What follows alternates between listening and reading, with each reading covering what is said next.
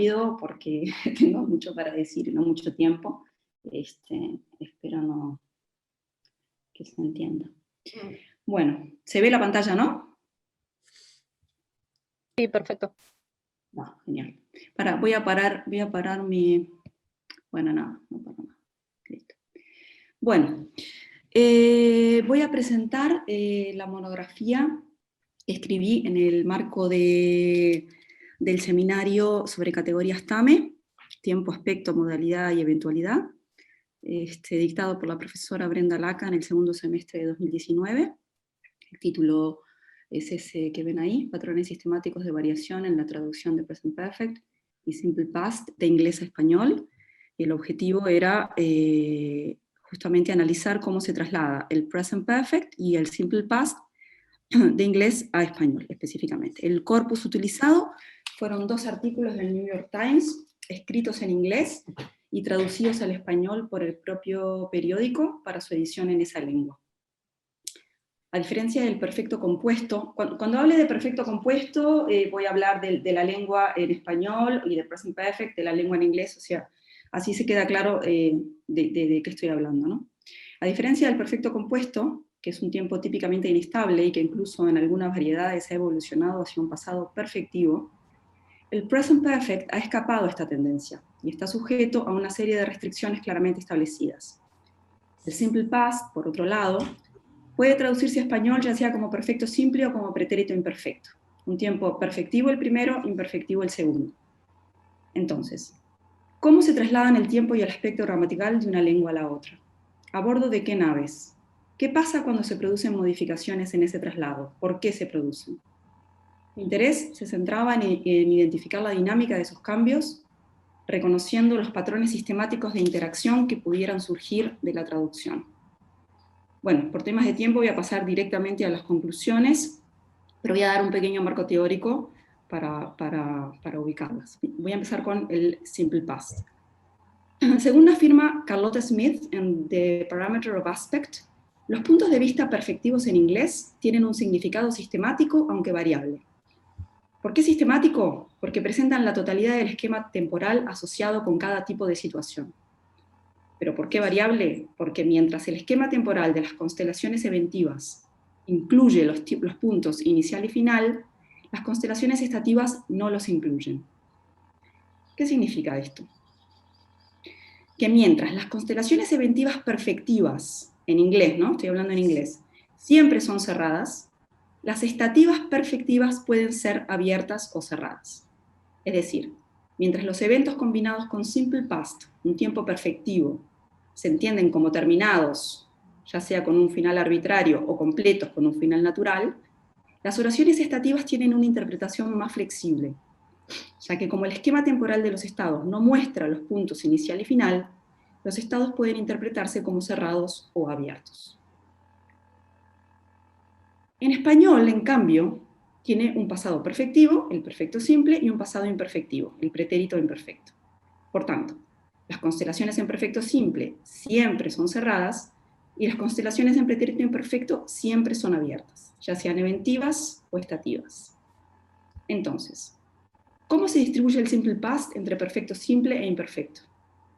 Porque a primera vista parecería surgir una contradicción. Si todas las constelaciones no estativas combinadas con simple past son cerradas, ¿cómo se explica que puedan traducirse al español con pretérito imperfecto? ¿Cómo es posible que el simple past muestre una situación en curso si es perfectivo? Para intentar buscar respuestas a estas preguntas, me basé en un estudio comparativo de la lingüista holandesa Henriette Desbarts, estudio comparativo entre inglés y francés, ya que el francés, al igual que el español, es una lengua que tiene un perfecto simple y un pretérito imperfecto. Los dos pasados simples en francés, passé simple y imparfait, equivalentes a nuestro perfecto simple e imperfecto, difieren en su naturaleza aspectual. Mientras el primero es perfectivo, el segundo es imperfectivo. Igual aquí hay que aclarar que Desbarts va a trabajar con una clasificación léxica creada por ella, que distingue estados por un lado y procesos y eventos por el otro. Procesos y eventos son no estativos y forman una supercategoría de eventualidades dinámicas. Esto es un poco distinta de la clasificación tradicional de Wendler, por eso lo aclaro. Bueno, Entonces, ¿qué va a decir Deshart sobre esto? ¿Cuál es su hipótesis? Que mientras el simple past es aspectualmente neutro y transparente, el perfecto simple y el imperfecto son operadores temporales sensibles al aspecto. ¿Qué quiere decir con esto? ¿Qué significa que el simple past sea aspectualmente neutro? Según Svart. Ella va a decir que esto significa que se combina con estados, procesos y eventos por igual. Y la oración hereda su carácter aspectual de la descripción de eventualidad sobre la que opera el tiempo verbal de acuerdo al siguiente esquema, este esquema que tienen acá, ¿no? El tiempo opera directamente sobre la descripción de eventualidad, porque al ser un tiempo aspectualmente neutro, el aspecto no estaría incidiendo.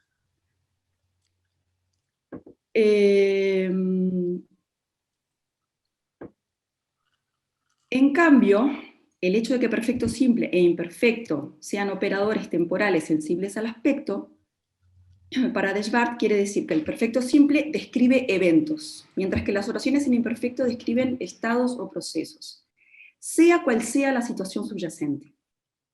Entonces, en contextos en los que el perfecto simple se superpone a una descripción eventiva y en las que el imperfecto se superpone a descripciones de eventualidad que denotan estados o procesos, la clase aspectual de la descripción satisface la restricción de selección del operador temporal.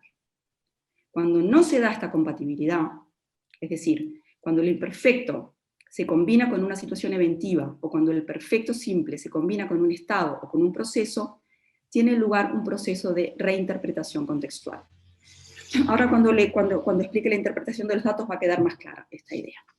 Ya paso ahora a la interpretación de los datos, empiezo con oraciones en simple past eventivas. Entonces, en línea con esta explicación de Deshart que les acabo de dar, cuando las constelaciones eventivas se combinan con simple past y se traducen con perfecto simple, existe compatibilidad, ya que la clase aspectual de la descripción satisface la restricción de selección del operador. De hecho, la inmensa mayoría de los ejemplos en el corpus responden a este esquema.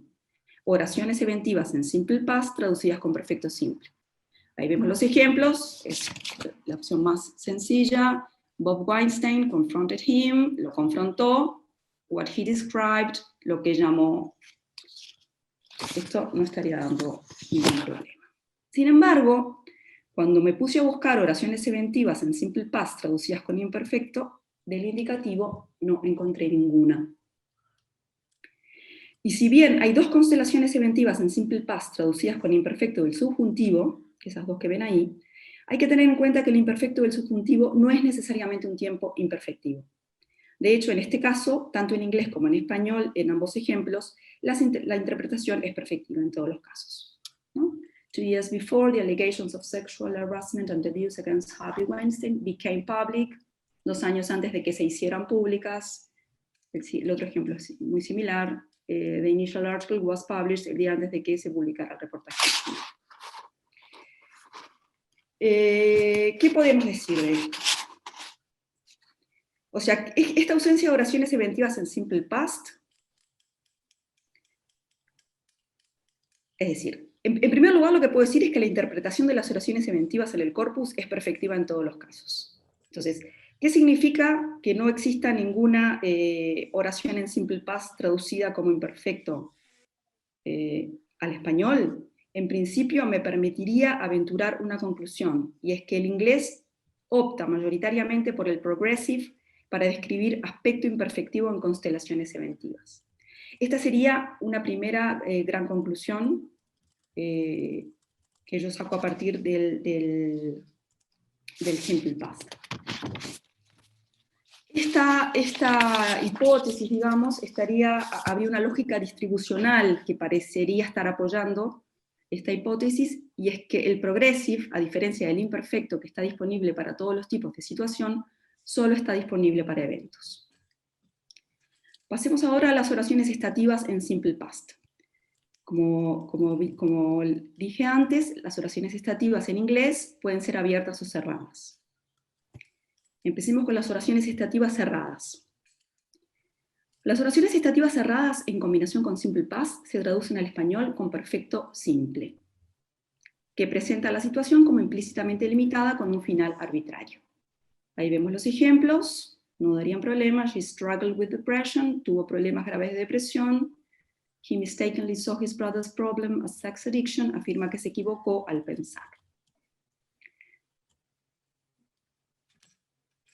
Y las oraciones estativas abiertas, por otro lado, en combinación con simple past, se traducen con pretérito imperfecto. Entonces, ahí vemos los ejemplos. With accounts of the journalist's first calls to actresses who they suspected, desde que los periodistas llamaron por primera vez a las actrices que pensaban, had stories about Mr. Weinstein, que posiblemente tenían historias que contar sobre Weinstein. Entonces, lo que vemos acá es que, mientras que el español necesita el imperfecto para mostrar que el estado está abierto y que llega incluso hasta el momento del habla, y más allá, en inglés, en cambio, basta con que la constelación sea estativa, cuya interpretación puede quedar abierta aunque se combine con simple past, un tiempo perfectivo.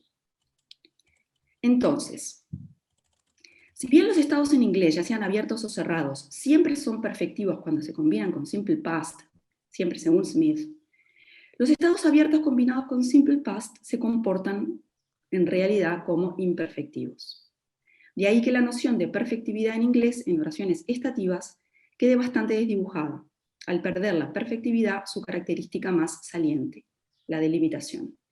Y esta sería una segunda gran conclusión, la segunda gran conclusión del simple past. Paso ahora a las oraciones en present perfect. Voy a hacer otra vez una pequeña marco teórico. El hecho de que el perfecto compuesto tenga una amplia variación dialectal en español supuso una dificultad a la hora de analizar los datos. Sobre todo en este caso, por ejemplo, que no desconocía cuál era la variedad porque era la traducción del periódico.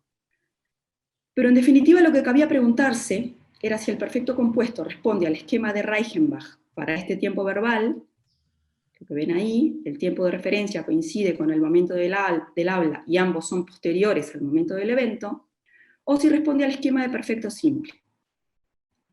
El tiempo de referencia coincide con el tiempo del evento en un punto anterior al momento del habla. Según Laca, 2010, cuando el perfecto compuesto aparece en cláusulas temporales haciendo referencia a un único evento no recurrente, en pasajes narrativos, y es compatible con adverbios temporales que no incluyen el momento del habla, instancian la configuración de perfecto simple. Es cuando hablamos de un perfecto de pasado perfectivo. Pasemos ahora sí a la interpretación de los datos. La presencia de solo 6 oraciones de perfecto compuesto frente a las 52 de perfecto simple en el corpus, y el hecho que de esas 6 apariciones, 5 tengan una lectura experiencial, y en todas sea posible hacer una interpretación iterativa, me hace pensar en una distribución en la que no hay un uso del perfecto compuesto como pretérito perfectivo. Como ya vimos, cuando el perfecto compuesto aparece haciendo referencia a un único evento no recurrente, instancia la configuración de perfecto simple. Capaz que acá tendría que recordar qué es la lectura experiencial del perfecto compuesto. La lectura experiencial presenta un evento que tuvo lugar al menos una vez en un intervalo que empieza en el pasado y se extiende hasta el momento del habla. El intervalo del perfecto contiene una o más ocurrencias del evento descrito. Para que sea, solo en el caso de una interpretación perfectiva del perfecto, puede contener una. En el caso de que no sea una interpretación perfectiva, tiene que haber más de uno, o sea, tiene que ser posible hacer una interpretación iterativa, como vemos acá en estos ejemplos. Mr. Weinstein has denied ever having had non-consensual sex. Es posible que lo haya negado más de una vez, cabe esa interpretación. Weinstein ha negado haber tenido, Weinstein has disputed her story, ha negado que la historia de Chu sea verdadera. Es posible que el evento se haya repetido más de una vez. Además, el hecho de que el español traduzca un present perfect como perfecto simple en una oración en la que el adverbio después introduce un pasaje narrativo, un contexto incompatible con el perfecto que no ha evolucionado en pasado perfectivo, refuerza la intuición de que no hay un uso del perfecto compuesto como pretérito perfectivo, ¿no? Aquí vemos el has said she was present sites del inglés. En el español el traductor inserta un después Entonces, ese después es lo que estaría introduciendo el pasaje narrativo, un pasaje narrativo que hace imposible que se pueda mantener el has said como ha dicho, o sea que no estaría funcionando, o sea, solo funcionaría si el perfecto compuesto fuera un perfecto de pasado perfectivo.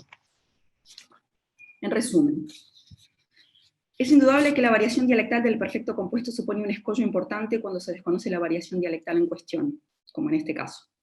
De ahí que las conclusiones más interesantes en el caso del perfecto compuesto se relacionen justamente con el rasgo más destacado de esa variación, si el perfecto compuesto se utiliza o no como pasado perfectivo, lo que parecería no estar sucediendo en este corpus.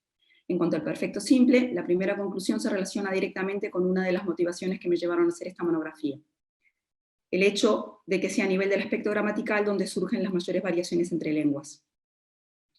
Del análisis de los datos surge que la noción de perfectividad en inglés en oraciones estativas resulta bastante desdibujada, al perder la perfectividad, en ese caso, su característica más saliente, que es la delimitación.